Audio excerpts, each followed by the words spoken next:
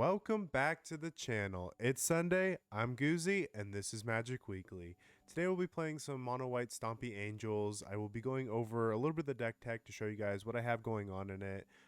To craft the deck, you're going to need a lot of mythics, a lot of rares. Most of the angels in there are mythic and rares. I think there's maybe 2 or 3 angels that are common, so if you want to build the deck, make sure you have enough mythics and rares.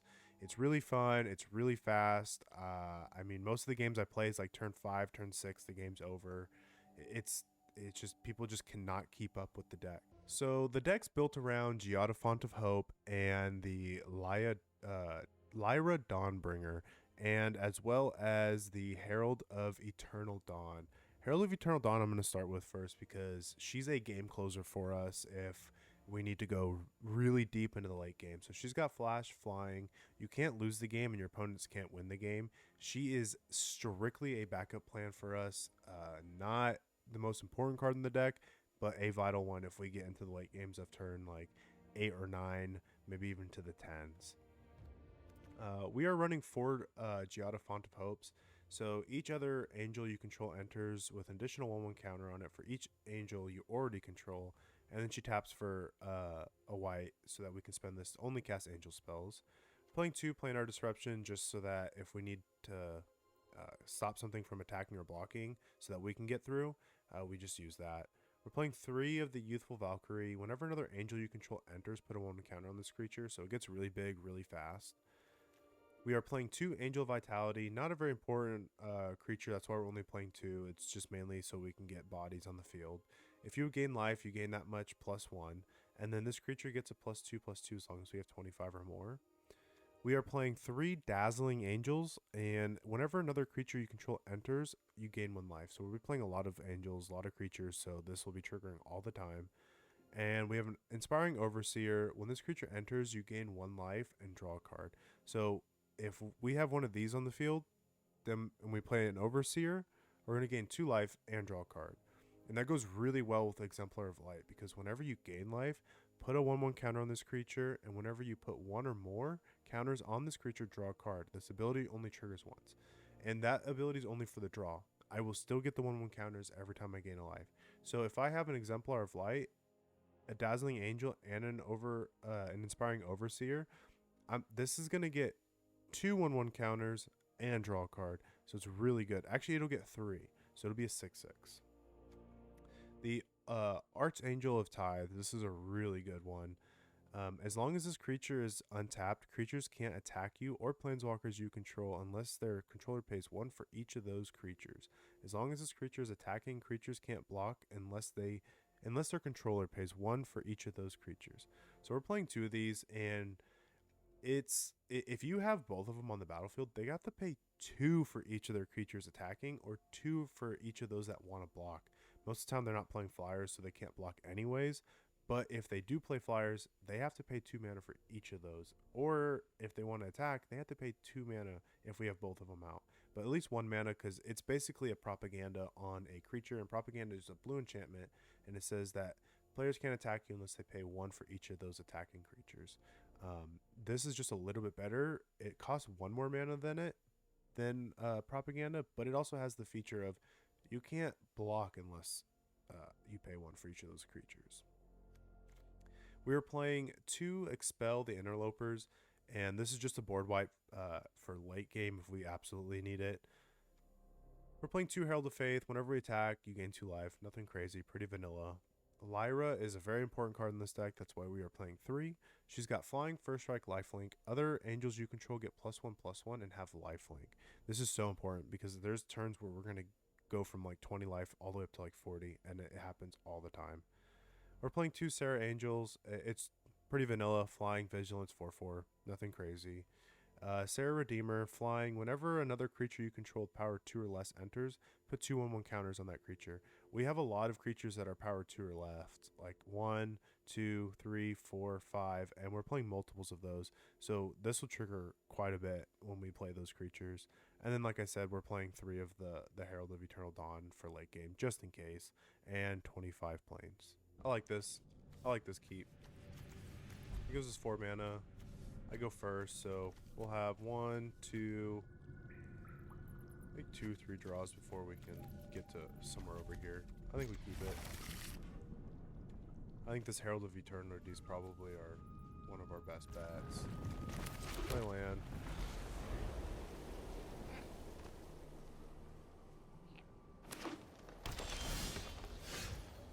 Play another land. Play Giada.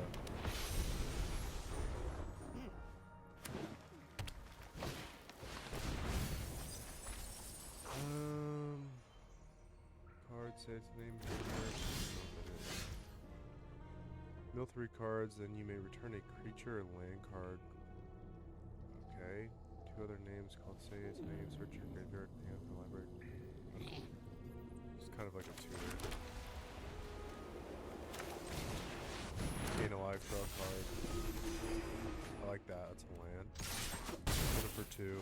We'll play this. That'll give us 5 lands. We can drop this 4/4. Ooh, there's another land. That was good for us. 6/6. Smack him in the air for 3. Next turn on the power, we have 9, 8. I mean 9, 11. We have 11 damage next turn in the air. I mean, unless they remove it, obviously, which they probably will.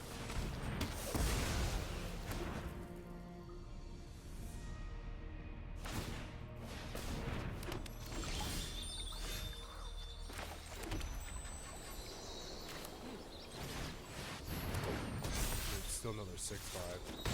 This deck rebuilds so fast; they just don't have a chance to keep up. Because next time we're gonna drop this Giada, replace it with this one, but we're gonna get 1, 2, 3, 1/1 counters. It's gonna be a 5/5 Giada instead of a 2/2 Giada.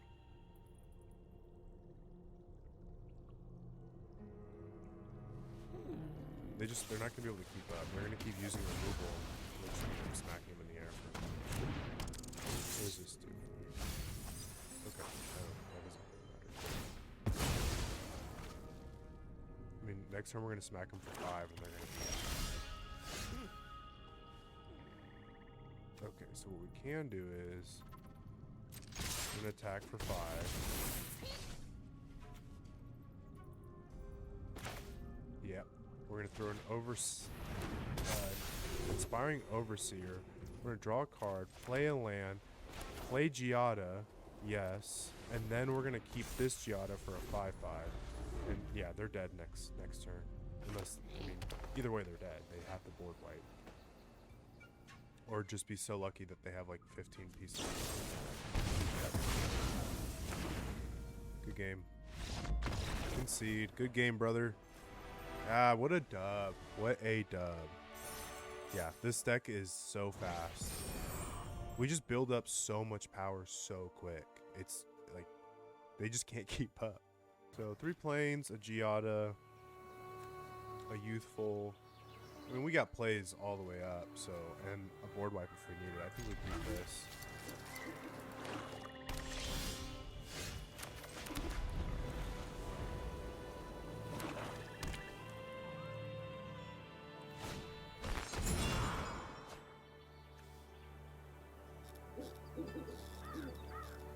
I feel like they're going to take the board wipe or Giada. If they're smart, they take Giada. That's what I thought.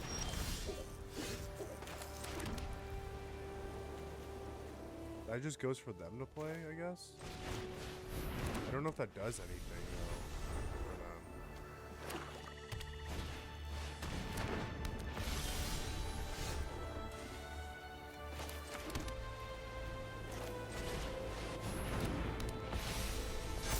I'll just make them block right now. No? Okay. I mean, I don't think they're playing Angels, so it's not going to do much for them.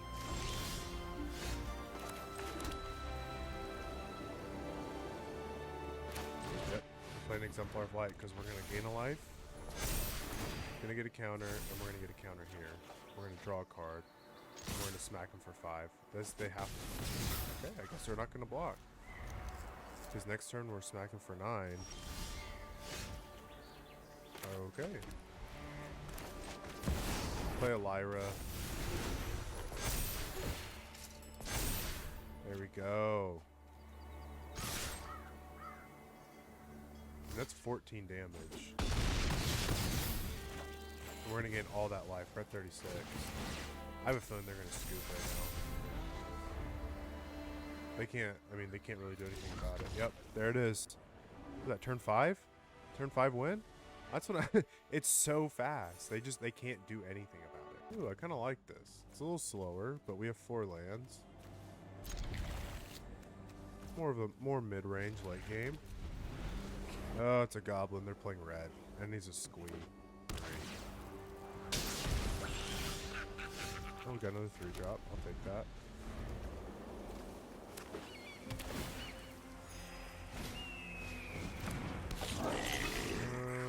Okay, so they're playing goblins. Kind of annoying, but it'll be okay. We'll gain 2 life, draw a card next turn. No, actually, I think first we drop this Exemplar of Light. So it looks like they're kind of playing an Aether Drift deck.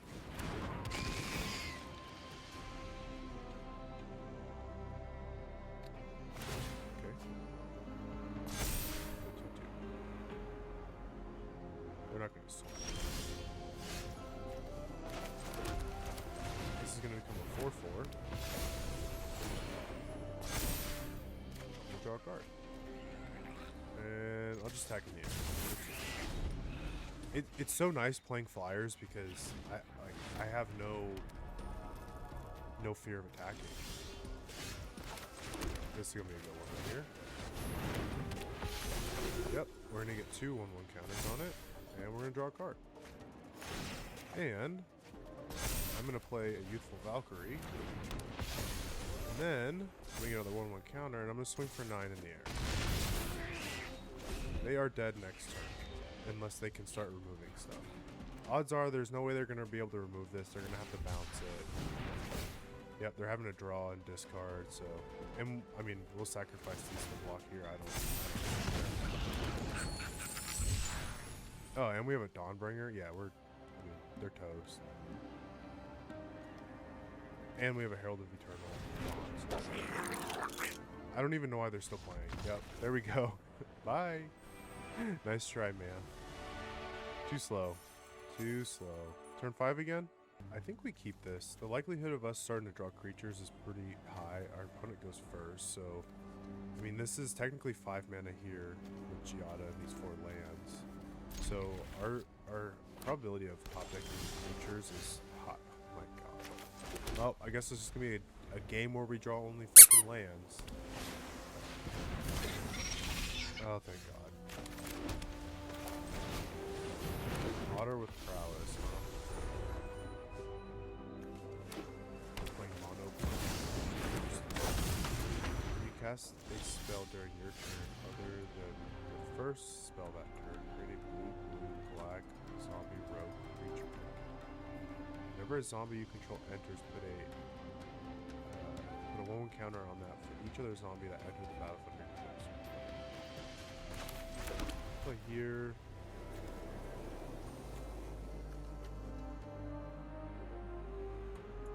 No.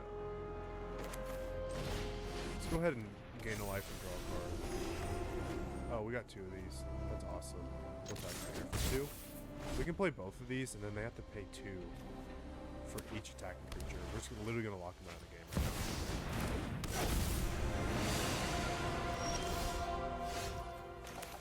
This is going to be a rough one for them.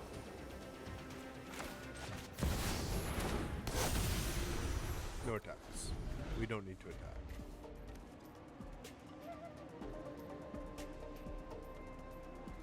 And even if they bounce it or try to remove it, I mean, they're playing blue, so odds are they can't remove it very well.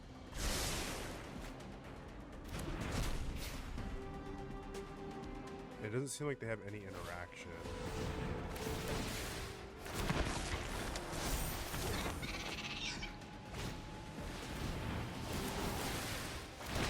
Oh, they're gonna hate this.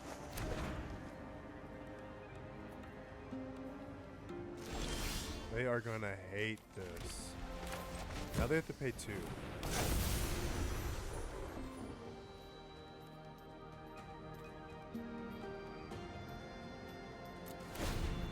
we're just gonna control the game for right now.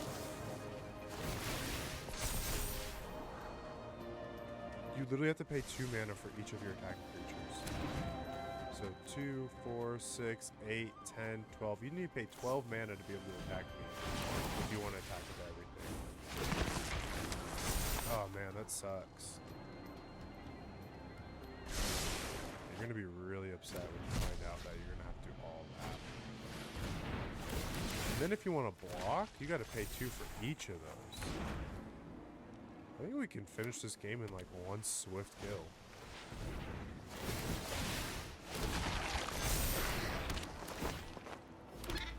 Watch them go to attacks right now and they're gonna be like, wait a minute. Wait a minute. We'll play this one. And we'll play this one. And we're not gonna attack. I mean, they're not gonna be able to block next turn. I think that's game. That's 6, 12, 18, 20, 23, 28 damage in the air. Yeah. They can't even attack. And even if they do, I don't think they can block. They're gonna need 2 bounce spells, which is possible.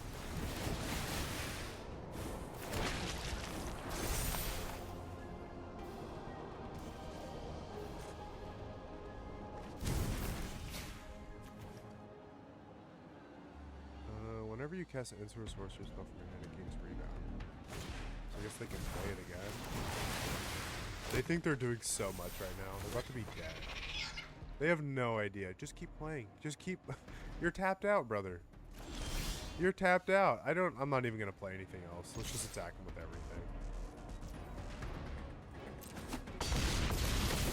everything. Boom, boom. Yep, I told you.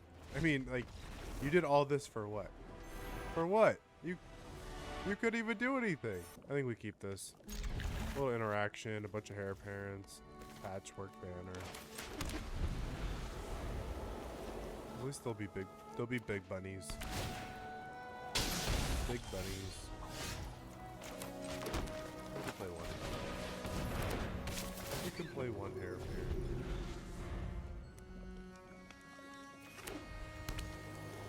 And then I think next turn we just play patchwork. We don't max.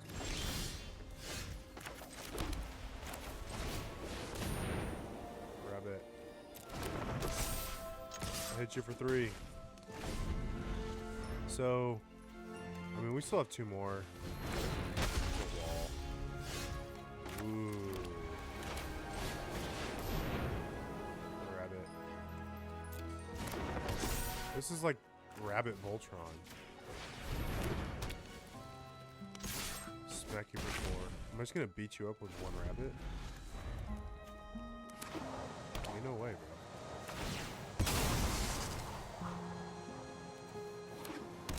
These are gonna be big rabbits.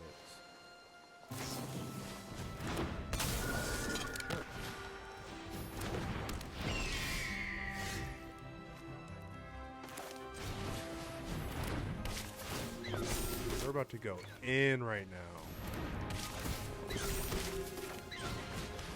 Yo.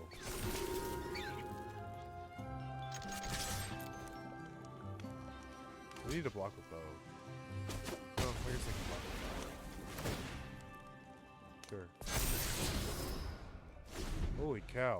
So I have 6 of these right here. I have 6 tokens. Or 6, no, that's 6 right here that can't attack yet. That's a lot of damage. They lose.